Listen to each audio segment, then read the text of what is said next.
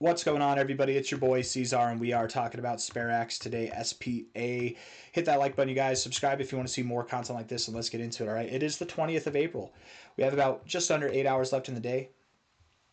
2 cents, 1.9 cents more appropriately, that's the price right now. With the daily RSI, we're looking at that here. It makes me think that we have a little bit lower to go. You're sitting on top of this nice, massive movement to the upside, but I think you do have a little bit lower to go. We'll get into that real quick. I think inevitably, of course, you're going up to new all-time highs, but if we're looking at this here, getting overbought, not getting overbought, or getting overbought and then out of the overbought zone, oftentimes you come down and you find support at the 60 area or the 50 area. Either way, that implies lower prices to come, right? That's kind of the expectation there. If we're looking at the 1 hour time frame, let's build out from the 1 hour. We look at this here. You've got some lower lows and lower highs. You are firmly entrenched in a downtrend. You've gotten oversold, and oftentimes it's once you get oversold that you do start to look to break the downtrend, but you still can go lower, right? Just because you got oversold once doesn't mean that you're done with it immediately. You're just, from a time perspective, you're near the end of it, and I think that you will be breaking out to the upside pretty damn soon. My expectation would be that we come down for one last move down, we see a higher low, you get some bullish divergence, or maybe you get a lower low, and you get rid of the bullish divergence. Either way, I think you're going to recover from there, but you have one last flush down. It makes sense to me, at least, that we'd have one last flush down. With that, we look at this on a 1 hour perspective on the price here. You can see that we have support here, and support here, and support here. It's kind of a flat base with descending highs, right? You can see the descending highs right here. I'm going to try to draw it. There we go. That wasn't that bad for a straight line. That's a bearish pattern right there. It's called a descending triangle. Now, on the bright side, bearish triangles, bearish patterns, do not have as much weight in a bullish trend, right? Bearish patterns do not perform as well in bullish conditions, but that doesn't mean that they don't perform, right? The measure move for this thing might be something like this, which would take you all the way back down to about 1.2 cents. You're at 1.88 cents now. And maybe that happens. Maybe it does, maybe it doesn't. But again, being in a bullish environment, I would think that your bearish performance is going to be lesser, right? It's not going to be exaggerated or even normal. It's going to be lesser. So my thoughts would be that we don't see, what would that measure move take us to? It takes us all the way down to about here, the 786. We could see that, but I don't think we do see that. We could see that. I don't think that we do see that. I think instead we would find support somewhere around about 1.63 cents. And I like that a lot, the 0.5 there. A lot of cryptos have been finding support and resistance at their 0.5s throughout this whole bull cycle for whatever reason. It's not a common thing to do. Like, it really isn't, but lately it's been common. And maybe it will be common for here on out. I don't know, because it's been years, man. We've been seeing this happen.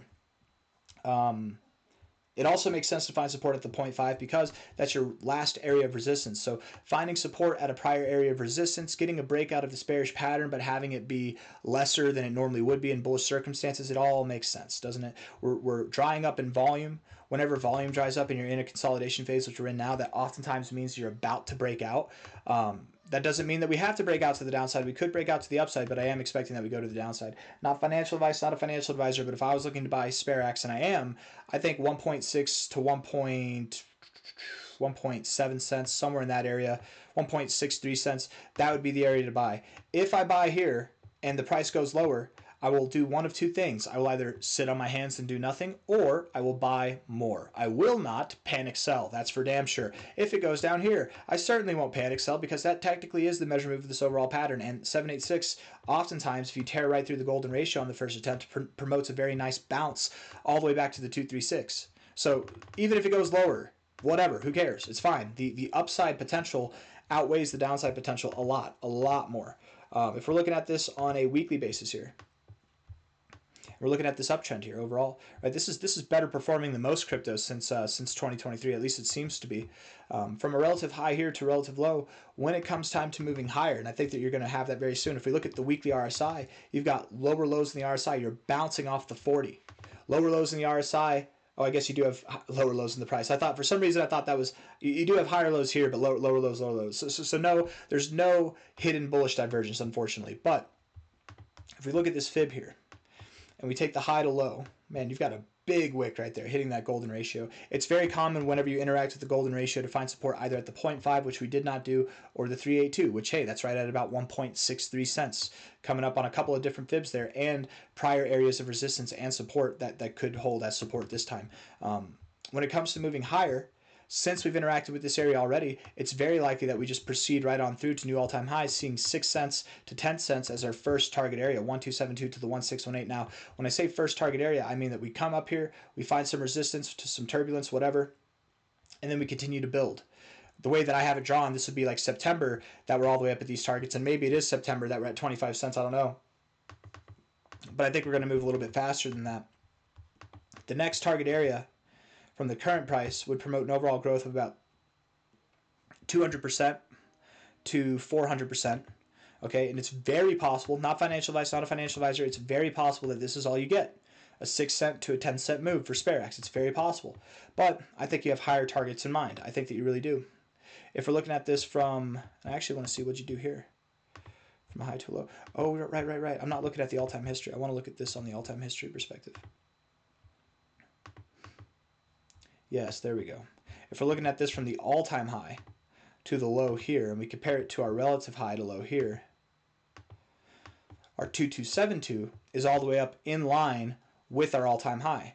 And this is honestly the area that I expect us to go to. We could stop at 10 cents. That's kind of my minimum, absolute minimum expectation. Yes, we could stop a little bit lower at about 6 cents. It's very possible. Is this different? Are these different prices? Hold on. Not too different, but a little bit different. Yes, that's okay. That's kind of how it is. It's 5.9 on Coinbase, 5.8 on the crypto chart, but whatever. I would expect that we do stop at least at a bare minimum of about 10 cents. I accept that we could stop lower, but my real expectations would be that we stop around 14 cents to 40 cents, somewhere in that area there, right? 14 cents being at the 1886, lining up with this 886 of the overall retracement from the high to low as well. The 2272, if we see the 2272, it's very common to interact with that by going just above it. So we could see a 30-cent price or just below 30 cents to find resistance. And then the 2618 is very tricky. It's very hard to get above. I don't think that we will get above it. I accept that we could. Just like I accept that we could stop here at these lower targets than 10 cents. I accept that, but I don't expect it. Maybe we do go up to 57 cents to 80 cents. That would be the absolute most crazy scenario that I could see happening by the end of June. But that's not what I expect to happen. What I expect to happen, if we're looking at this from the current price, is that Sperax will see something on the lines of like a 12x, a 13x potentially. At a bare minimum, I think we could see what I would expect would be a 5x, potentially a 7x or a 8, almost a 9x. But I am thinking that you see something at around new all-time highs, something around this 24-cent area, which would promote about a 13x in price from here, potentially as much as a 21x in price at the 2618 there as well. So some very phenomenal growth to come. The reason why I think this is going to happen is that you're going to move faster than anything you've seen really in your relative history, in your recent history here, because you've been in this consolidation phase, right? You've been consolidating since June of 2022. You've been in this range, right? Whenever you break out of this range, I'm assuming you're going to see some rapid growth, some very fast growth stuff. You're going to move at a faster pace than you've seen throughout your recent years, right? The last 2 years of existence. So I really do believe that you'll see new all-time highs, if not somewhere around there by the end of June. That's the expectation. I don't really have anything else that I want to say. Bullish on the monthly RSI, bullish on the weekly RSI. The daily RSI does make me think you go a little bit lower just for the time being, but it's overall bullish as well. The 1 hour and the 4 hour look bearish, so down we go a little bit. We're at 1.85 cents now. I very much believe that we're going to see 1.6 to 1.7 cents, somewhere in that area. Prior areas of resistance right here will become current areas of support. We'll go down there, find support. This is a prime area to buy before the next onslaught to the upside. I've got nothing else for you guys. Hit the like button, subscribe. Thank you all for being here. I'll see you on the next one. Take care. Bye-bye.